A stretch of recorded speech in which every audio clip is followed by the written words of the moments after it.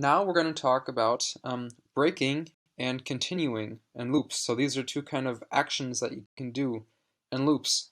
And they're a nice way to just manage your flow.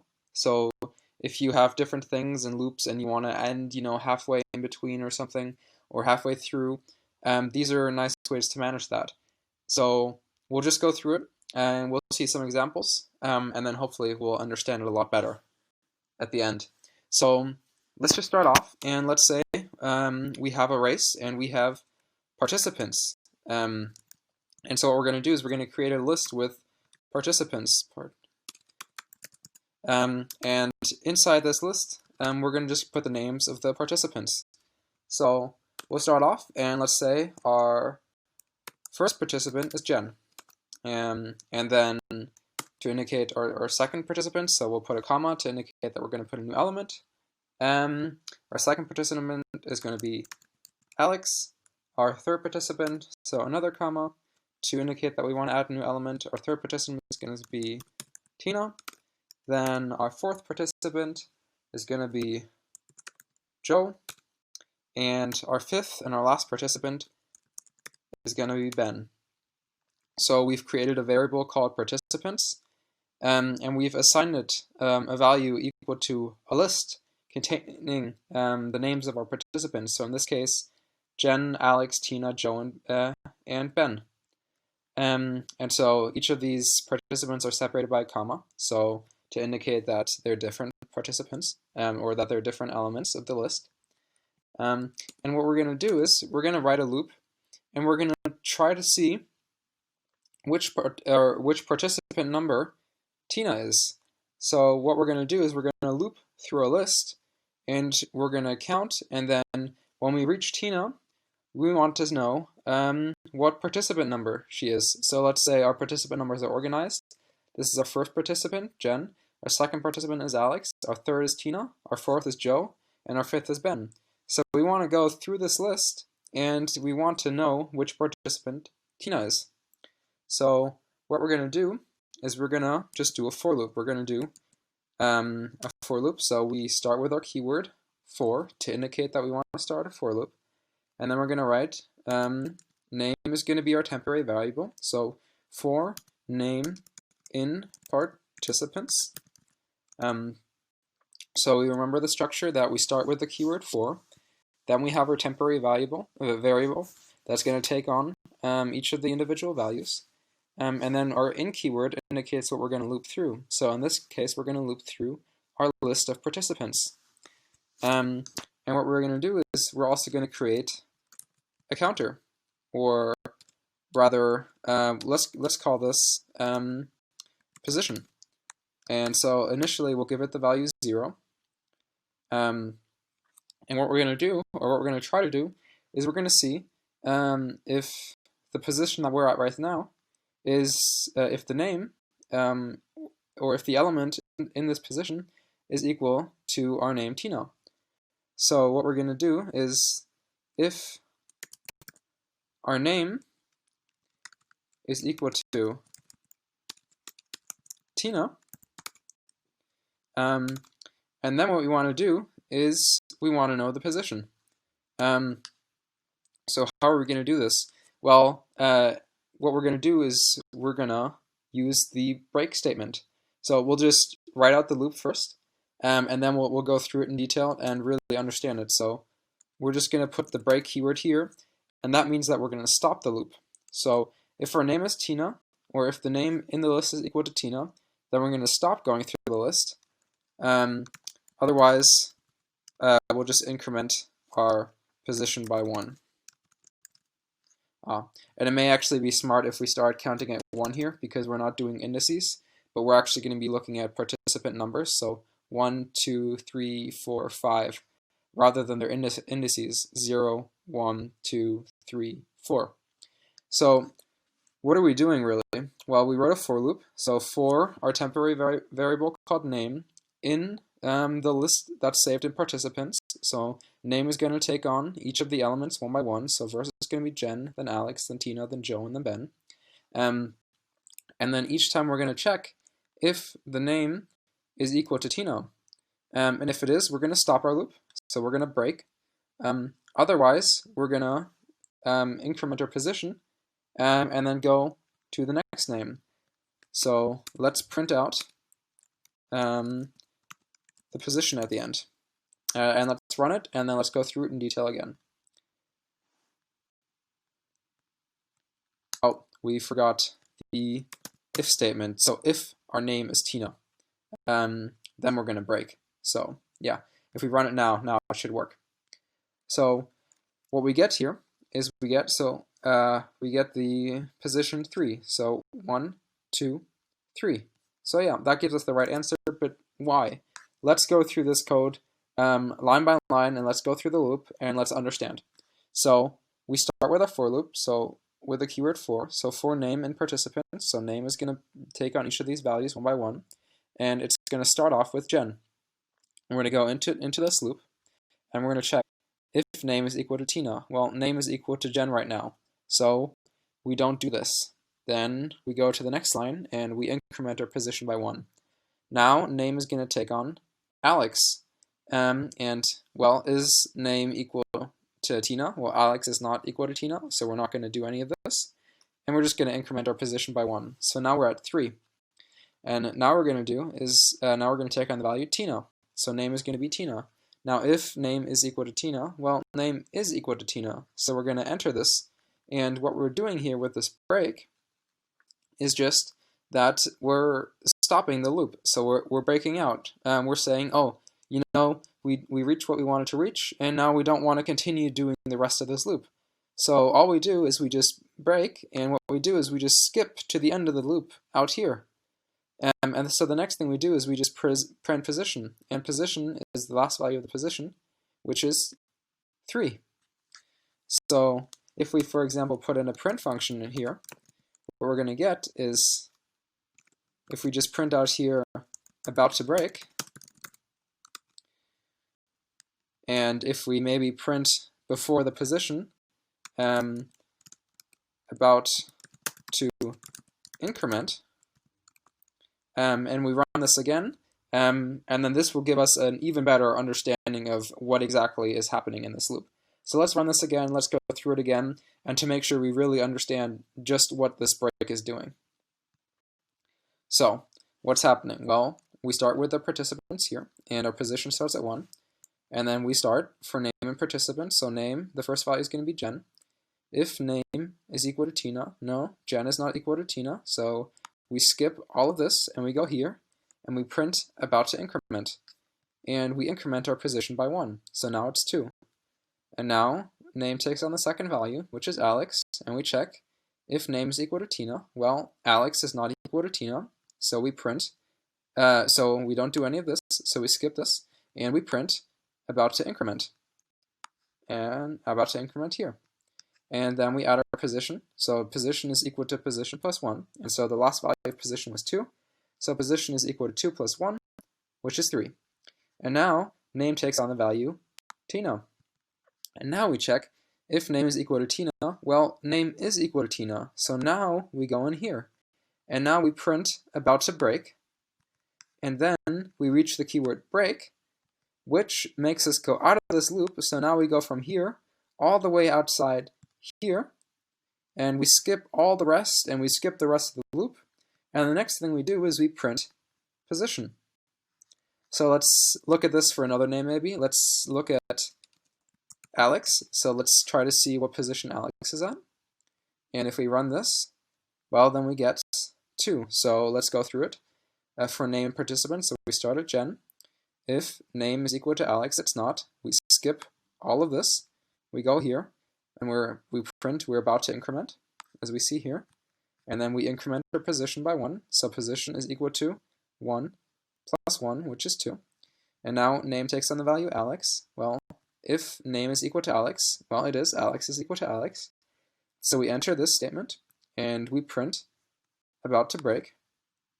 And then we reach our break right here, and that makes us go all the way out of the loop, and now we're out of the loop, and now we print the position, which is 2. So Nice. So this is kind of one of the ways that we could find the position of the participants. We can try a different way just to see a different variant of it, and we're going to use a counter. So we'll use our counter, and we'll start, or let's call the counter index instead to make it a bit more clear. And let's just comment all of this out so that we don't have the printing from before. And what we're going to do is we're going to go through this list, but in terms of indices now, rather than going through it element by element. So rather than accessing the elements individually, we'll use the indices, but we're going to try to achieve the same thing that we did up here. So what we're going to do is we're going to start with our for loop, and then we're going to do for I. So this is just our temporary variable, or we can call it for current index. In, now we want to go in a range, so we're going to use our in range, and we want to go inside a certain range. So we start our for loop, and our temporary variable is the current index, and then we're going to go through a range, and we want the range to be the length of our list of participants. So what this len does is it finds the length of the participants, or the number of elements inside this list. So what the length function does is it looks at the variable inside and it sees how long it is, and in terms of lists it tells you how many elements are inside. So in this case, the length of the participants is the length of this list. So how many elements are inside this list? Well, 1, 2, 3, 4, 5. So length of participants technically is equal to 5, but we'll just keep it like this to be able to deal with the fact that maybe someone wrote an additional name up here. So we'll just make it a bit more general so that we're going to use the length of the participants here. And so the syntax is, again, you just type in len, and then you put braces around, and then you put in the value that you want to find the length of. And then to complete our for loop, or to start it, we're going to put our colon, and then we're going to see, and now what we want to check is, well, let's check for Joe this time. So let's check if our name is equal to Joe. So what do we need to check? Well, we need to check if the participants, and from there, the current index. So the current index that we have, so we start at 0, since we're in range from 0 to the number of elements in the list participants. And so what we do is we access the participants element by element, but in form of index. So for example, we would start at 0. Now if participants, and then the current index would be 0. So if participants 0, so if the first element of participants, which is Jen, is equal to, and we want to find Joe, then what we want to do is, well, let's just break, and otherwise we do nothing. So what we can actually do is we don't need this. We can take this away. And then what we're going to do in the end is we're just going to print our current index. And don't worry, we'll go through all of this in a lot of detail in a second. Let's just write it first. Let's run it, and then let's really go through it and understand it. So we're going to print the current index. And so the nice thing, for example, about for loops is that these variables, once you create them, you can actually still use them later. So this value doesn't go away. It just maintains the last value that it had. But what we're doing now is, rather than what we had up here, that our name was actually a string, so Jen, Alex, Tina, Joe, or Ben, for example, our index, because it's in a range of numbers, is actually going to be a number directly. So we don't need this position here, or this counting variable, but we have a number directly from the index.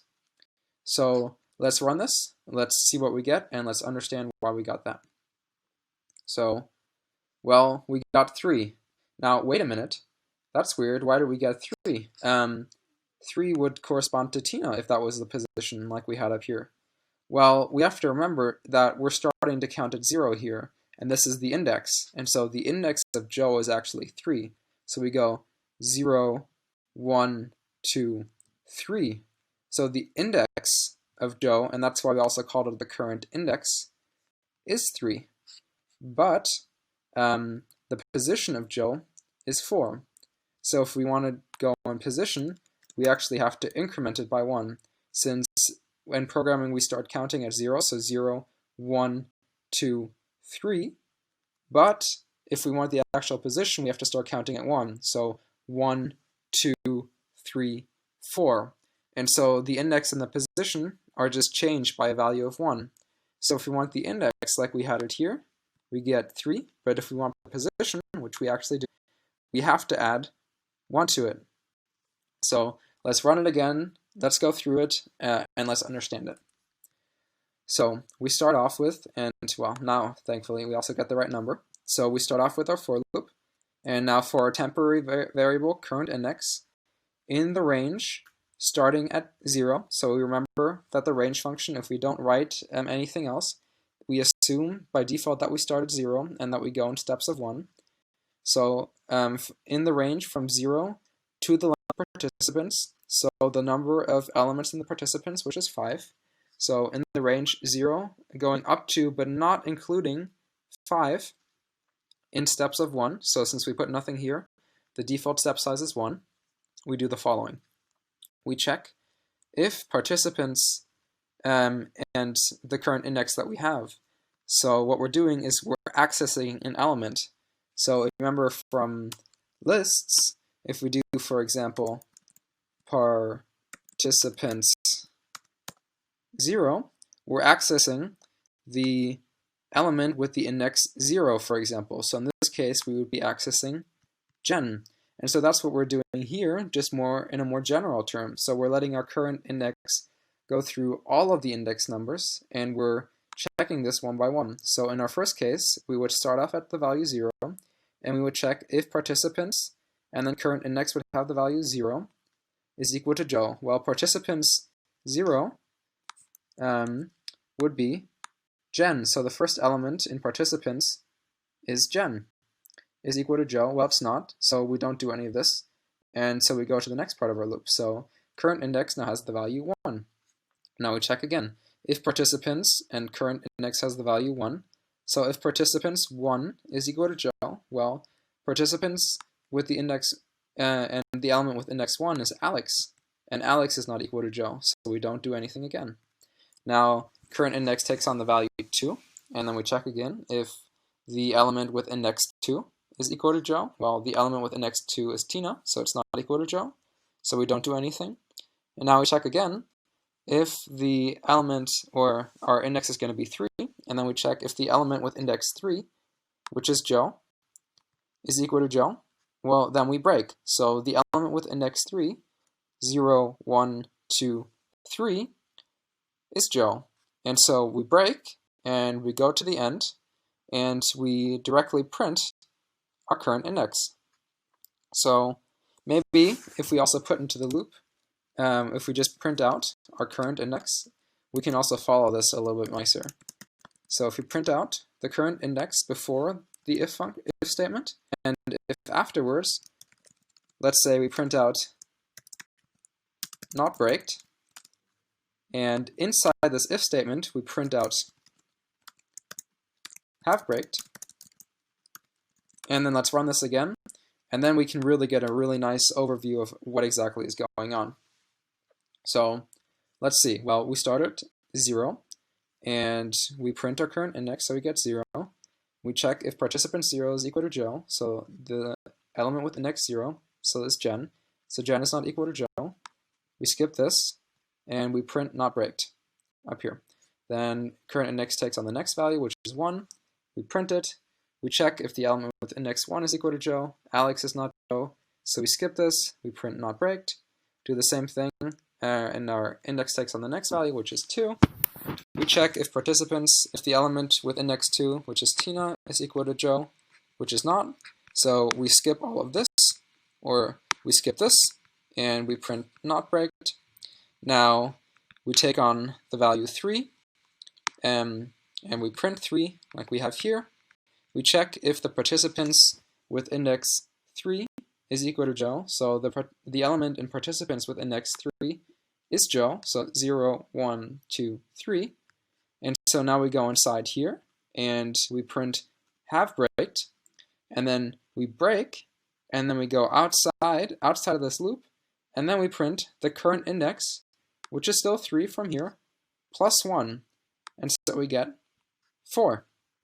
And so now we've seen kind of two different ways to use the break function. And we did it in two different ways. So once we went through the list, element by element, and the other time we went through the list using indices. Now we've kind of seen the break function in action. The next thing that we're going to do is we're going to look at the continue statement. So it kind of does the exact opposite of the break function in some sense. So what we're going to do is we're just going to make, we're just going to go through the range from 0 to 10. And if our number is divisible by 3, we're going to print it out. And otherwise, we're not going to print it out. And we're going to try to do this not using else statements, just to kind of see the principle of the continue statement. So what we're going to do is we're going to make another for loop. What we're going to do is we're going to do for, and our temporary variable is just going to be called number. So for number in the range 10, so starting at 0, going up to but not including 10, and default steps of 1. So if I just put in the 1 number here, that means that our default starting value is 0. Or we go up to but not including the number I put in here, so up to but not including 10, so we end at 9. And our default step size is 1. So for number in range 10, and now we check, is our number divisible by 3? So if number and then the modulus, so if the remainder of dividing the number by 3, that's what the modulus does, is equal to 0 or is equivalent to 0. So what we're checking here is if we divide a number by 3, do we have a remainder? And if not, let's write, or let's print number, and then let's print divisible by 3. Oops, 3. And then we're going to put the continue statement. And we'll see what that does in a second. And then here, let's just print not divisible by 3. And let's just run this first, and then let's just go through it step by step again to really understand what this continue does. So what do we get? Well, so we start off with our for loop for number in range from 0 to 10 in steps of 1. So number starts at 0. We do the following. We check if we divide our number by 3, do we have a remainder? So 0 divided by 3, well, we have no remainder, so we get 0. And we print the number, so we print 0. And then we print divisible by 3. And now what we do is we continue. So what we do with the continue, it means that we skip the rest, and we just start the next loop, or we just start the next part of the loop. Well, it may actually be helpful for us to see the numbers here too. So let's put the number here, or else this may be a bit confusing. Let's run it again, and then let's go through it. So, well, we just had, so we start at 0. We check if 0 is divisible by 3, and if there is a remainder, and there is no remainder. So we print our 0, and then we print divisible by 3, what we see here. And now we continue, which means we skip the rest of the loop, and we start with the next part. So now number takes on the value 1. And we see that we don't print number and not divisible by 3 yet. We'll print it in a second. So we're in the next part of the loop now. And now we take on the value 1. And we print, now we print our, so we check first if is number divisible by 3 or is the remainder. So if we divide 1 by 3, the remainder is 1. And so it's not divisible by 3, so we skip all of this. And now we print our number, which is 1. and now we print not divisible by 3. And so now we go to the next part of our loop, and our number takes on the value 2. And now we check, is 2 divisible by 3, or is there a remainder? So 2 dividing by 3, the remainder is 2. So we don't go into any of this, so we skip all of this, because the remainder of 2 divided by 3 is not 0. And so we print out 2, and we print out not divisible by 3. And now our number takes on the next value, which is 3, and we check, if we divide 3 by 3, what is the remainder? Well, 3 by 3 fits in perfectly, so our remainder is 0, which means we go inside here, we print 3, we print divisible by 3, and we continue with the next part of the loop. So now number takes on 4.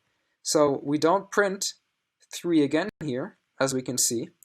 We just go directly to the next part of the loop. And so we kind of skip the rest and just continue again. And so now number takes on 4 without having done any of this. And now we check, is 4 divisible by 3 exactly? So the remainder of dividing 4 by 3 is 1. So 4 by 3, we can fit 3 in once, and then there's still a remainder of 1. So we have a remainder of 1. So we skip all of this, and then we print out 4, and we print out not divisible by 3. And then we do the same thing with 5 again, and well, 5 is not divisible by 3 exactly, so we print out 5 and not divisible by 5.